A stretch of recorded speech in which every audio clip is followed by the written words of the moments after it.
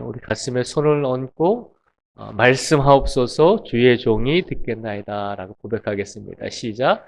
말씀하옵소서 주의 종이 듣겠나이다. 아멘. 오늘은 하나님께서 이사야 1장 1절에서 20절까지의 말씀을 통해서 살아계신 하나님의 음성을 우리에게 선포하여 주고 계십니다. 이사야는 선지자입니다. 이사야는 하나님께서 세우신 예언자입니다. 그런데 주로 어느 나라 사람에게 말을 전했냐면 이스라엘이 남과 북으로 나뉘었을 때 남쪽의 유다 백성들에게, 남쪽의 이스라엘 백성들에게 주로 하나님의 말씀을 전했던 사람입니다. 오늘 이사야 선지자가 남유다 이스라엘 백성들에게 무슨 말씀을 선포하는지 우리가 한번 살펴보도록 하겠습니다. 먼저 2절의 말씀을 제가 읽어드리겠습니다. 2절 말씀에 보면요. 하늘이여 들으라, 땅이여 귀를 기울이라. 여호와께서 말씀하시기를 내가 자식을 양육하였거늘 그들이 나를 거역하였도다. 3절과 4절도 읽어드리겠습니다. 소는 그 임자를 알고 나귀는 그 주인의 부유를 알건만은 이스라엘은 알지 못하고 나의 백성은 깨닫지 못하는도다 하셨도다. 슬프다. 범죄한 나라요 허물진 백성이요 행악의 종자요 행위가 부패한 자식이로다. 그들이 여호와를 버리며 이스라엘의 거룩하신 이를 만홀히 여겨 멀리하고 물러갔도다. 아멘. 2절에서 4절까지 말씀해 보면 하나님께서 이스라엘 백성들에게 말씀을 선포하고 있습니다. 뭐라고 말씀을 선포하시냐면 내가 자식을 양육하였거늘 그들이 나를 거역하였다라고 하나님께서 이사야 선지자를 통해서 선포하고 있습니다. 이스라엘 백성들을 자식으로 여기고 그리고 하나님께서는 귀하게 양육을 해 주셨는데 오히려 이스라엘 백성들은 하나님을 거역하는 삶을 살고 있다라고 하는 것입니다. 특별히 남쪽 유다 지역에 살고 있는 이스라엘 백성들이 더 패악하고 더 악한 짓을 많이 하게 돼서 결국은 하나님께서 그 모습을 보시면서 한탄하시면서 오늘 2절의 말씀을 통해서 선포하고 있습니다. 내가 자식을 양육하였지만 그들이 나를 거역하였다라고 하는 것입니다. 이것이 먼저 하나님의 한탄스러운 말씀이셨습니다. 그리고 또 오늘 본문 말씀 속에서 11절 말씀에 보면 다시 하나님께서 이사야 선지자를 통해서 이스라엘 백성들에게 말씀하십니다. 11절 말씀을 제가 또 읽어드리겠습니다. 여호와께서 말씀하시되 너희의 무수한 재물이 내게 무엇이 유익하뇨? 나는 순양의 번제와 살진 짐승의 기름에 배불렀고 나는 수송아지나 어린 양이나 순염소의 피를 기뻐하지 아니하노라. 아멘. 이 11절 말씀에 보면 다시 하나님께서 하나님의 말씀을 선포하시죠. 뭐라고 선포하시냐면 또 한 가지를 안타까워하시면서 말씀하고 있는데 너희의 무수한 재물이 내게 무엇이 유익하뇨? 나는 순양의 번제와 살진 짐승의 기름에 배불렀고 나는 수송아지나 어린 양이나 순염소의 피를 기뻐하지 아니하노라라고 그렇게 하나님께서 이스라엘 백성들에게 말씀하고 있습니다. 11절의 말씀을 통해서 우리가 알 수 있는 것은 이스라엘 백성들이 죄를 짓고 하나님의 자녀였지만 하나님께 양육을 받았지만 하나님의 말씀을 듣지 않았을 뿐만 아니라 더 기가 막힌 것은 하나님의 말씀을 듣지 아니하고 하나님을 거부하면서도 예배는 드렸다는 것입니다. 그러니까 죄를 짓고 악을 행하면서 하나님의 말씀대로 살지 아니하면서 하나님의 양육대로 살지 아니면서 그렇게 악을 행하면서 살아갔는데 근데 더 하나님 보시기에 안타까운 것은 그런 모습 속에서 하나님께 예배를 드리더라라고 하는 것입니다. 그러니까 하나님 보시기에 하나님의 자녀로서 살지 아니하면서 겉으로 형식적으로 드려지는 하나님의 예배를 봤을 때 그것은 온전한 진실한 예배가 아님을 하나님께서 일깨워 주고 있는 것입니다. 예배 드릴 때는 거룩하고 예배 드릴 때는 아름다운 모습으로 예배를 드리면서 하나님께 번제도 드리고 하나님께 제물도 드리고 하나님께 여러 가지 짐승들을 잡아서 하나님께 예물을 드리지만 그러나 그들의 삶을 가만히 들여다보면 하나님의 말씀을 듣지 아니하고 하나님의 말씀을 거역하고 하나님을 거부하는 삶을 살면서 그렇게 예배를 드리는 모습은 하나님께서 보실 때 올바른 모습이 아님을 말씀으로 일깨워 주고 있는 것입니다. 그래서 이스라엘 백성들이 얼마나 안타까운 모습으로 예배를 드렸냐면 이 12절에서 이 15절까지 말씀을 보면 제가 또 읽어드리겠습니다. 12절부터 15절까지 말씀을 보면요.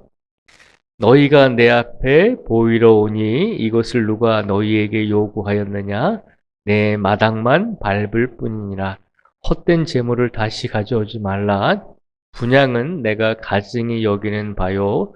월삭과 안식일과 대회로 모이는 것도 그러하니 성회와 아울러 악을 행하는 것을 내가 견디지 못하겠노라. 내 마음이 너희의 월삭과 정한 절기를 싫어하나니 그것이 내게 무거운 짐이라. 내가 지기에 곤비하였느니라. 너희가 손을 펼 때에 내가 내 눈을 너희에게서 가리고 너희가 많이 기도할지라도 내가 듣지 아니하리니 이는 너희의 손에 피가 가득함이라. 아멘. 12절부터 15절까지 말씀만 보더라도 하나님께서 안타까운 말씀을 선포하고 계시죠. 너희의 손에 피가 가득한데 너희의 손에 이웃을 못살게 굴고 이웃을 억압하고 유익을 위해서 하나님을 저버렸던 이스라엘 백성들 너희들의 손에 피가 가득한데 그런데 예배 드릴 때는 아주 거룩하게 예배를 드리더라라고 하는 것입니다. 그러니까 얼마나 이중적으로 이스라엘 백성들이 하나님께 올바르지 못한 예배를 드리고 있다는 것을 하나님께서 이사야 선지자를 통해서 선포하고 있는 말씀입니다. 이스라엘 백성들에게 특히 남쪽에 살고 있는 이스라엘 백성들에게는 희망이 없고 소망이 없는 것처럼 보여지잖아요. 하나님께서 말씀하시잖아요. 15절에 보면 너희가 많이 기도할지라도 내가 듣지 아니하겠다라고 말씀을 하십니다. 얼마나 하나님 보시기에 이스라엘 백성들이 악한 삶을 살면서 예배만 번지르하게 드리는 모습을 보면서 하나님께서 말씀하고 있는 것입니다. 하나님을 거부하면서 예배는 보기에 거룩하게 드리는 너희의 기도를 내가 듣지 아니하겠다라고 그렇게 하나님께서 말씀을 하고 있습니다. 우리가 1절에서 15절까지 말씀만 보면 이스라엘 백성들에게는 희망과 소망이 없는 것처럼 보여집니다.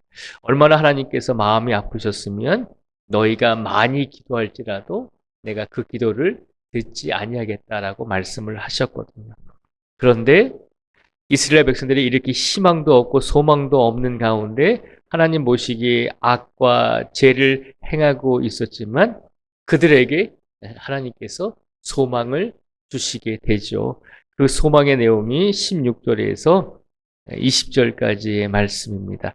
우리가 다시 한번 16절에서 20절까지의 말씀을 같이 한번 읽어보겠습니다. 시작. 너희는 스스로 씻으며 스스로 깨끗하게 하여 내 목전에서 너희 악한 행실을 버리며 행악을 그치고 선행을 배우며 정의를 구하며 학대받는 자를 도와주며 보화를 위하여 신원하며 위하여 변호하라 하셨느니라. 여호와께서 말씀하시되 오라 우리가 서로 변론하자. 너희의 죄가 주홍 같을지라도 눈과 같이 희어질 것이요 진홍같이 붉을지라도 양털같이 희게 되리라. 너희가 즐겨 순종하면 땅의 아름다운 소산을 먹을 것이요 너희가 거절하여 배반하면 칼에 삼켜지리라. 여호와의 입의 말씀이니라. 아멘. 하나님 보시기에 정말 악을 행하고 하나님 보시기에 선한 모습으로 살지 못하는 이스라엘 백성들에게 하나님께서는 그들의 기도를 들어주지 않을 것처럼 말씀을 하셨지만, 그러나 이스라엘 백성들이 죄와 악 속에 빠져 있을 때, 그들에게 소망과 희망이 없을 때 그들에게 소망과 희망을 주시는 분도 바로 하나님이심을 선포하고 있습니다. 하나님 보시기에 악을 행하고 하나님 보시기에 죄를 행하고 있지만, 하나님 보시기에 참 가슴 아프고 안타까운 모습으로 예배를 드리고 있는 이스라엘 백성들이지만, 그러나 하나님께서는 다시 한번 그들에게 말씀을 통해서 소망과 희망의 기회를 주고 계십니다. 특별히 18절 말씀에 보면 여호와께서 말씀하시되 오라 우리가 서로 변론하자. 너희의 죄가 주홍 같을지라도 눈과 같이 휘어질 것이요 진홍같이 붉을지라도 양털같이 희게 되리라 라고 하나님께서 말씀으로 선포하고 계시잖아요. 하나님께서 분명히 말씀하셨습니다.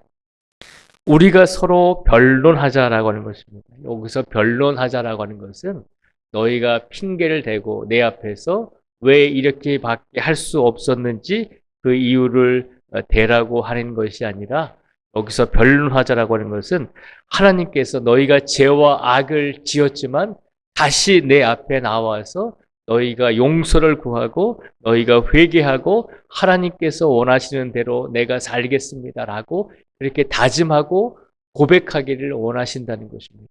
아무 희망도 없고 소망도 없는 이스라엘 백성들에게, 그들에게 다시 소망과 희망을 주시는 분은 바로 살아계신 하나님이시잖아요.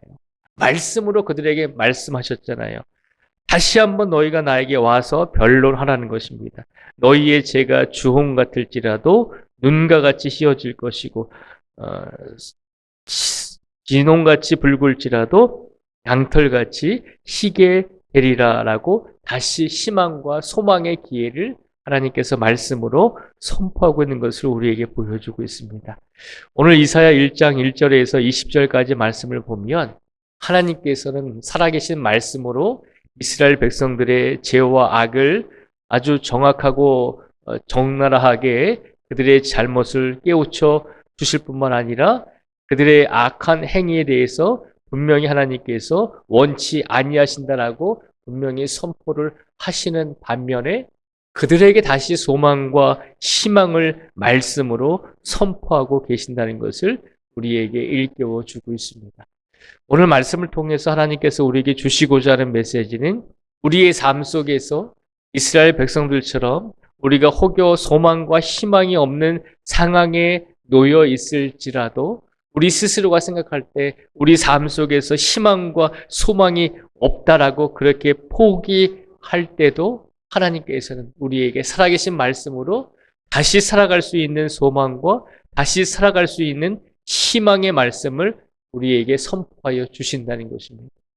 하나님의 말씀은 희망이 없는 곳에 희망을 주시고 소망이 없는 곳에 소망을 주시는 능력 있는 살아계신 말씀임을 기억하라는 것입니다. 우리의 삶이 악하고 우리의 삶이 제약된 삶을 살아가면서 우리가 겉으로 보여지기에는 아주 아름답고 형식적인 모습으로 예배를 드리는 그 순간에도 하나님께서는 우리에게 다시 한번 말씀으로 소망과 희망을 주시면서 바른 길을 살기를 우리에게 원하고 계신다는 것입니다. 우리 하나님은 우리를 그렇게 사랑하고 계신다는 것입니다. 우리를 양육하고 우리를 길러주시고 우리에게 은혜를 베풀어 주시지만 우리가 그 하나님을 거절할 때도, 우리가 그 하나님을 잊어버리고 살 때에도 하나님께서는 말씀으로 우리를 다시 한번 살려주시고 말씀으로 우리의 영혼이 하나님께 돌아올 수 있도록 기회와 소망과 희망을 주신다는 것입니다. 우리 하나님은 그런 하나님이심을 믿고 다시 한번 오늘의 삶 속에서 그 하나님을 의지하며 살아갈 수 있는 성도가 되라고 오늘 우리에게 이 말씀을 주셨습니다. 그러니 어제의 힘들고 어려웠던 어제의 희망과 소망이 없었다라고 생각되어지는 삶을 살았을지라도 오늘 다시 하나님께서 우리에게 말씀으로 희망과 소망과 그리고 살아갈 수 있는 이유를 우리에게 주셨으니 그 하나님을 저버리지 마시고 그 하나님께 더 모든 것을 맡기시고 더 모든 우리의 삶을 의지하시면서 하나님과 동행할 수 있는 우리 모든 성도들이 되시기를 주님의 이름으로 축복을 드립니다. 기도하겠습니다.